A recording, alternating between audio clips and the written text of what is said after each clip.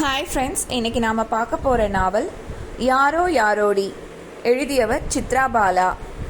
பகுதி 1. அம்மா முன்னாடி எப்படிக்கா பேசுறது? நான் மாட்டேன்ப்பா. அழகாக வளர்த்து மெடிக்யூர் செய்து பாலிஷில் பளபளத்த தன் விரல் நகங்களை பார்த்து ரசித்து கொண்டே கேட்டாள் பிரணத்தி. சோ பிரணா, இந்த காலத்து பொண்ணு மாதிரி கொஞ்சம் பிஹேவ் பண்ண. வருண் ஒரு வாரம் முன்னால் ஃபோன் செஞ்சப்ப பேச விட்டாயா? அப்பா பக்கத்தில் உட்காந்து பேப்பர் வாசிச்சுட்டு இருந்தாங்க.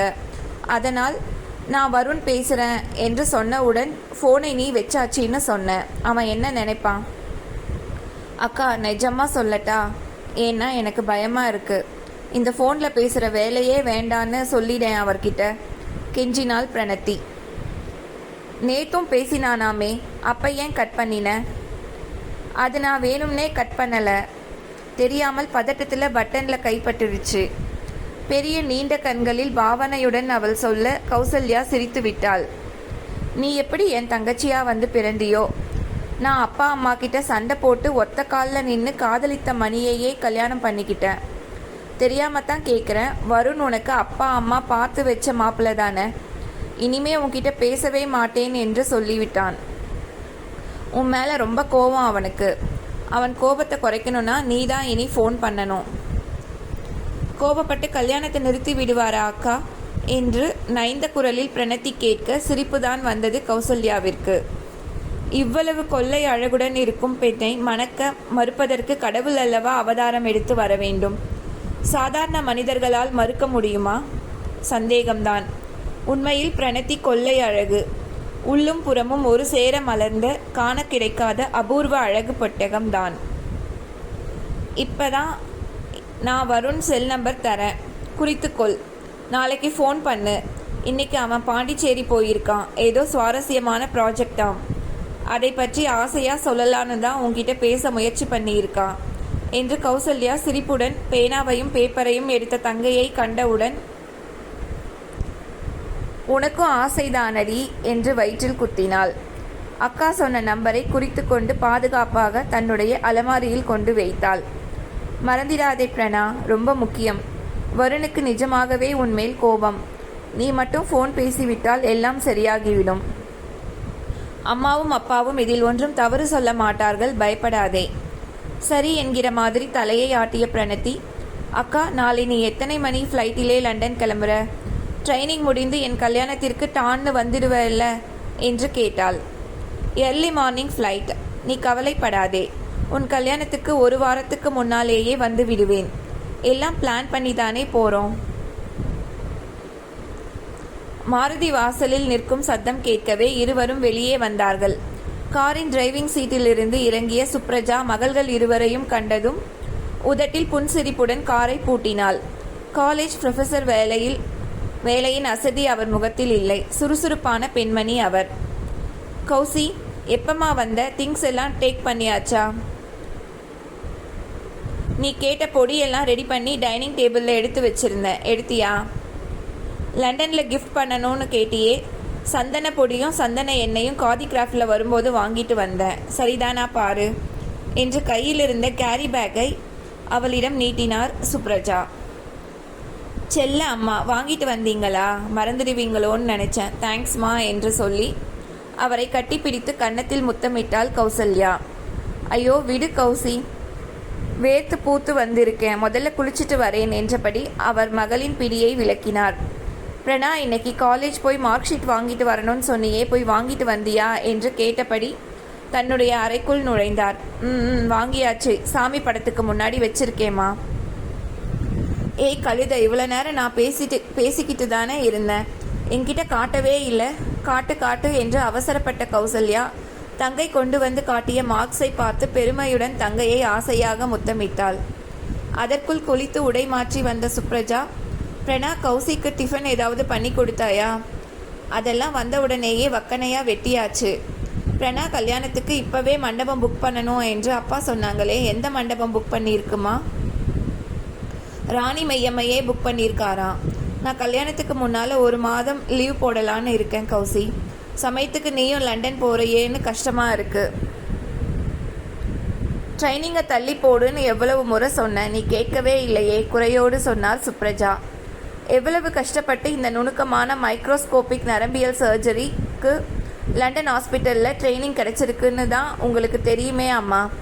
வாய்ப்புகள் ஒரு முறைதான் வரும். அப்பொழுது நாம் பயன்படுத்திக்கவில்லை என்றால் அப்புறம் நாமம்தான். மணிக்கும் அதே சமயம் ட்ரைனிங் கிடைத்தது நம் அதிர்ஷ்டம் தானேம்மா. மணியோடு லண்டன் ஃப்ரெண்ட் ஆர்வத்துடன் ஆர்கனைஸ் பண்ணி எல்லா ஃபார்மாலிட்டிஸையும் பார்த்து கொண்டதால் இது முடிந்தது. வெளிநாட்டுக்கு போய் படிச்சுட்டு வந்த டாக்டர் என்றால் இங்கே மதிப்பும் 100 மடங்கு உயர்ந்திடும்மா. உங்களுக்கு தெரியாததா? நீ லண்டன் போகிறது சந்தோஷம்தான், ஆனாலும் என்று அம்மா இழுக்கத் தொடங்க கௌசல்யா பேச்சை மாற்றினாள். நான் பிரணத்திக்காக ஆர்டர் செய்திருந்த ஹாரம் ஜிஆர்டியில் நாளை கழிச்சு ரெடி ஆகிடும். இந்தாங்கம்மா பில், மறக்காமல் வாங்கி வச்சிடுங்க. பணம் அட்வான்ஸாக அப்போவே கொடுத்துட்டேன். அப்புறம் இன்னொரு மாலை டிசைன் பிரணாவுக்கு நல்லா பிடித்திருந்தது. அது கழுத்தை ஒற்ற மாதிரி கேட்டால் பிரணா. அதையும் பிரணாவை கூட்டிகிட்டு போய் வாங்கி கொடுத்துருங்கம்மா. சரி, எல்லாம் நான் பார்த்துக்கிறேன், நீ கிளம்பு. நாளைக்கு காலையிலேயே வேற எழும்பணும். இங்கேயே இருந்தால் வீட்டை சரி பண்ணி கிளம்புறது எப்போ? மணி 7 மணிக்கு வந்து பிக்கப் பண்ணிக்கிறேன்னு சொல்லியிருக்காருமா.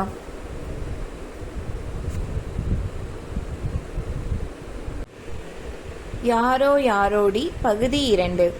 மறுநாள் விடியற்காலை அம்மா அப்பாவுடன் ஏர்போர்ட் போய் அக்காவை வழி அனுப்பிவிட்டு வீட்டிற்கு வந்தவுடன் சிறிது நேரம் தூங்கிவிட்டாள் பிரணத்தி. எழுந்ததும் அவளுக்கு பசித்தது. வீட்டோடு இருக்கும் சமையல்காரம்மாள் 2 நாள் லீவில் ஊருக்கு போயிருந்தாள். கிச்சனுக்கு போய் அம்மா ஏதாவது பண்ணி வைத்திருக்கிறார்களா என்று பார்த்தாள். காலையிலேயே சாதமும் சாம்பாரும் உருளைக்கிழங்கு பொரியலும் பண்ணி வைத்திருந்தார் சுப்ரஜா. எடுத்து வைத்து சாப்பிட்டாள் பிரணத்தி. தன்னுடைய தோழி ரம்யா வீட்டிற்கு மதியத்திற்கு மேல் வருவதாக சொல்லியிருந்தாள் பிரணத்தி.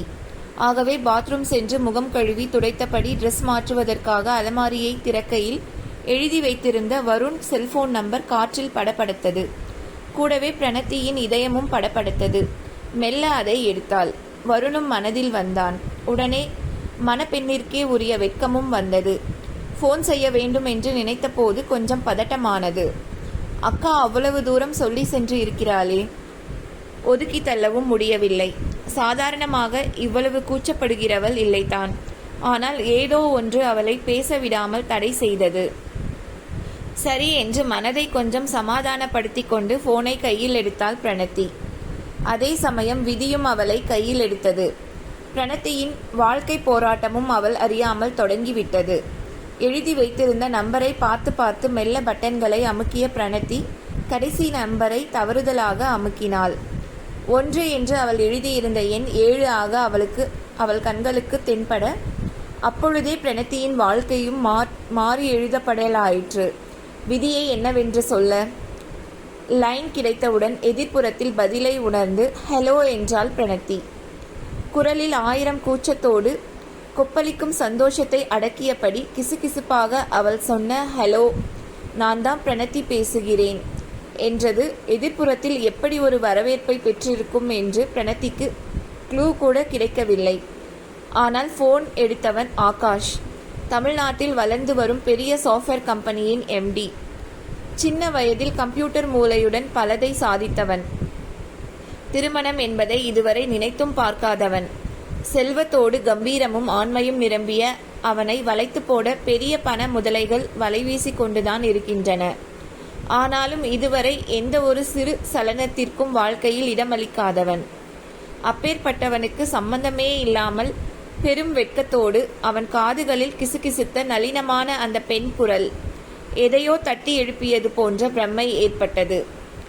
யார் என்று புரிபடாத காரணத்தால், ஆனால் அறிந்து கொள்ளும் நோக்கத்தோடு பிரணத்தி என்று பெயரிட்டு அழைத்து பேனாவை தாடியில் அழுத்தி புருவம் சுருக்கி யார் என்று யோசிக்கையிலேயே தொடர்ந்து அவள் ஐயோ அம்மா வந்தாச்சு போல, எனக்கு கூச்சமாயிருக்கு, வச்சிடுறேன் என்று பதட்டமாக வைக்கவும் இவன் குழம்பி போனான்.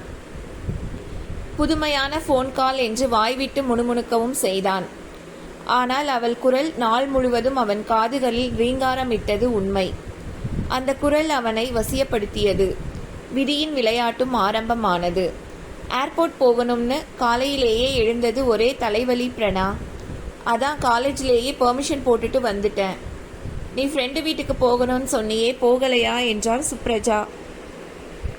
இதோ கிளம்பிட்டே இருக்கேம்மா என்று சொன்ன பிரணத்தியின் கன்னத்தில் வெட்கத்தின் சிவப்பு பளிச்சிட்டது. அம்மா ஒரு 5 நிமிடம் கழித்து வந்திருக்க கூடாதா என்று உள்ளுக்குள் ஏக்கமாக இருந்தது. அவன் அவளை பெயரிட்டு அழைத்த விதம் பிடித்திருந்தது. டக் என்று போனை வைத்து விட்டோமே, திரும்பவும் கோவப்பட்டிருப்பானோ என்று யோசனையாகவும் இருந்தது. யாரோ யாரோடி பகுதி 3. அடுத்து வந்த 2 நாட்களும் டெலிஃபோன் மணி அடித்தால் பிரணத்தி தாவி போய் எடுத்தாள். வருண் ஃபோன் செய்வான் என்று ரொம்பவும் எதிர்பார்த்தாள். ஏமாற்றம் அடைந்தாள். பிரணா நாளைக்கு அப்பா ஃப்ரீயாம், காஞ்சிபுரம் போகலான்னு சொன்னாரு. கல்யாணத்திற்கு உனக்கு தேவைப்பட்ட புடவைகள் எடுத்துடலாம், நிறைய கலெக்ஷன்ஸ் இருக்கும் அங்கே. ரிசப்ஷன் புடவை நல்லா கிராண்டா எடுத்துடலாம் அப்புறம் என்று புடவை வகைகளை பற்றி பேசிக்கொண்டே போனார். எத்தனை மணிக்குமா கிளம்பணும்?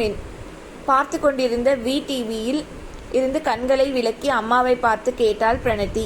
காலையில் 9 மணிக்கெல்லாம் கிளம்பிடலாம், அப்பதான் நிதானமா பார்த்து வாங்கிட்டு வரலாம் என்று சொன்னபடி இரட்டை சோஃபாவில் மகளின் அருகில் உட்கார்ந்தார் சுப்ரஜா.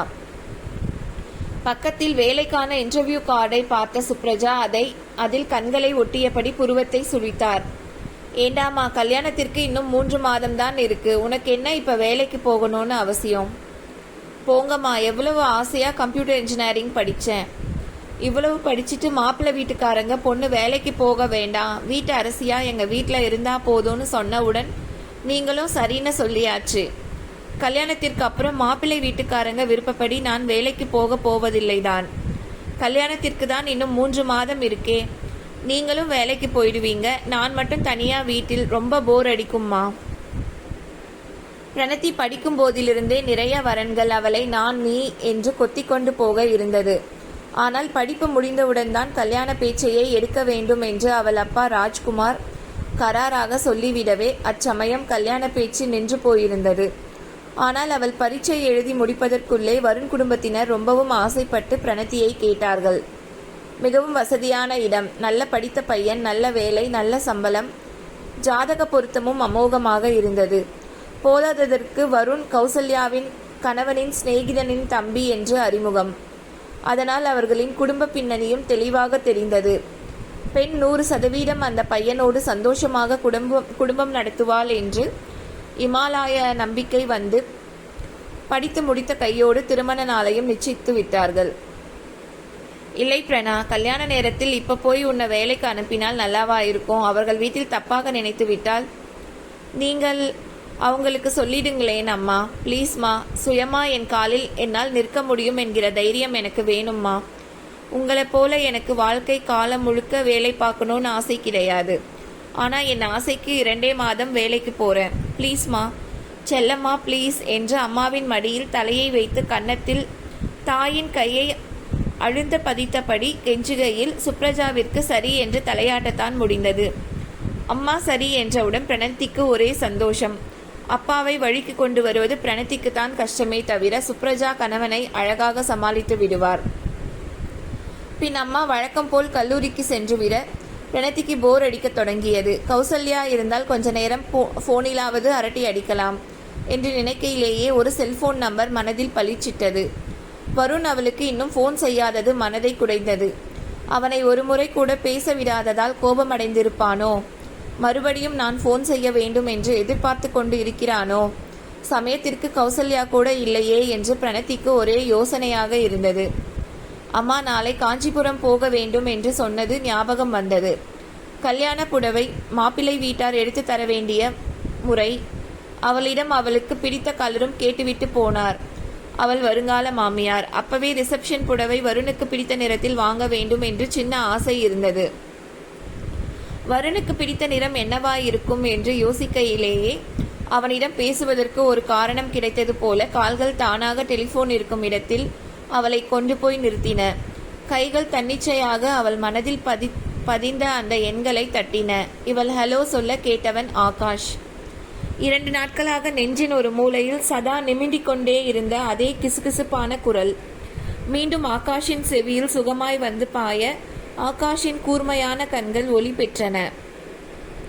நான் பிரணத்தி பேசுகிறேன் என்று பிரணத்தி தயங்கி மெதுவாக நெஞ்சு படபடக்க சொல்ல ஆகாஷ் இன்னும் அவள் யார் என்று புரியாத காரணத்தினாலும் ஏதாவது சொல்லி பிரணத்தியை வருத்தப்பட வைத்து விடக்கூடாது என்ற காரணத்தினாலும் என்று மட்டும் சொல்லி அவளை மேலே பேச சொல்லி ஊக்குவித்தான்.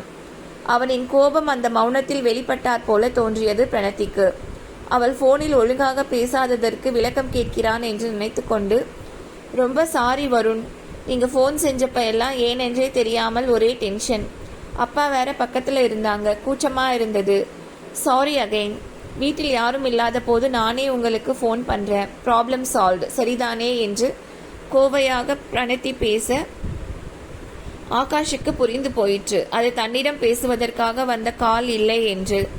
புரிந்த விஷயம் மனசுக்கு எரிச்சலை தந்தது.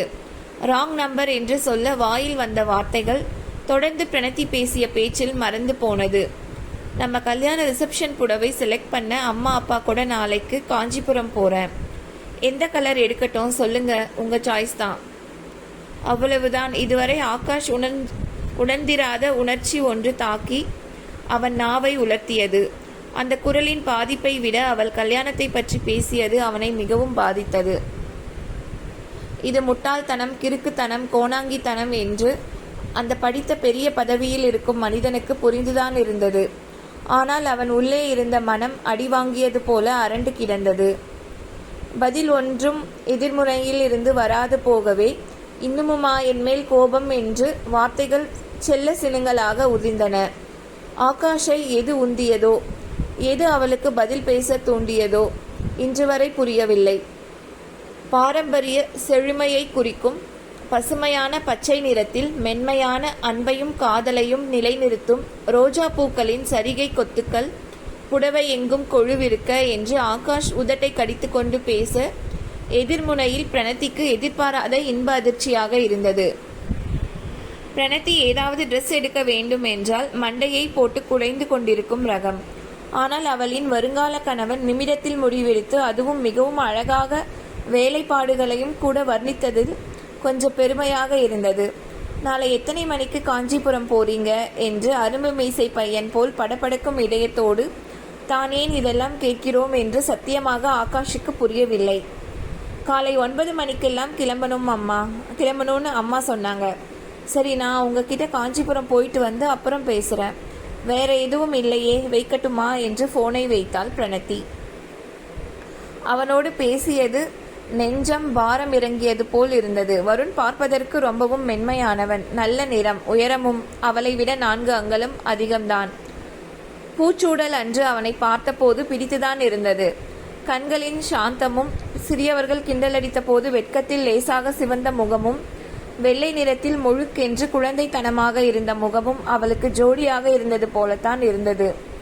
ஆனால் போனில் பேசிய போது கேட்ட அவன் குரலும் தோரணையும் அவனை இருவேறு முகமாக காட்டியது. குரல் கம்பீரமாகவும், தோரணையோ தனக்கு இணை உலகத்தில் யாரும் இல்லை என்பது போலவும் இவளுக்கு சொல்லிற்று.